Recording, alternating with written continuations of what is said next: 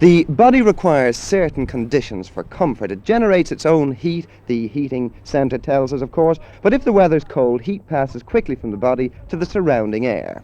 If the weather is hot enough, the body's natural heat is released so slowly that we perspire. And another factor which affects comfort is the temperature gradient, we're told. This is the temperature difference between floor and ceiling levels caused by the fact that warm air rises. A gradient of more than 10 degrees can produce uncomfortable conditions.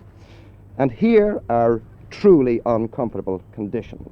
There's not much use talking about temperature gradients to these tinker families who are camped by the Dodder River at Clonskeagh, where the river overflowed and washed away their pathetic tents and carts during the past 3 days.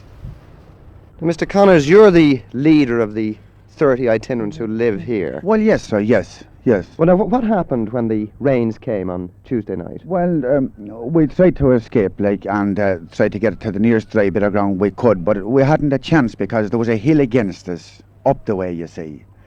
And to get out this way, there was a wall, and the water was down there. We hadn't a hope to get out nowhere.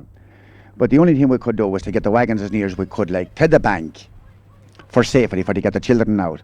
But then as far as we were concerned ourselves, everything we had, there was an advantage to it, was all washed away. Well, when the water came rushing in here, Mr. Connors, yes. Was it daytime or was it night time? Night time, sir, night time. It was night. We weren't finished trying to help one another out here, trying to get save all we could save.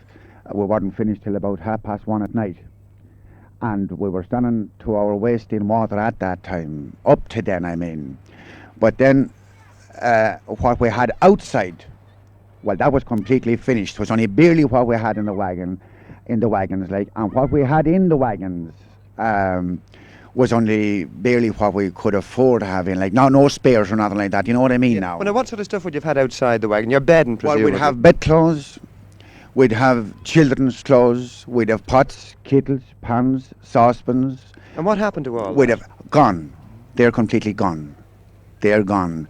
And we'd have old harness outside. Of course, well, we have some of the old harness. They would be a loss right enough, but there wouldn't be as much of a loss as the clothes and things like that. You see what I mean, sir? No, what about your animals? Well, we hadn't the animals here, but we had a lot of dogs here, and we had to take the dogs into the caravans because not to be drowned.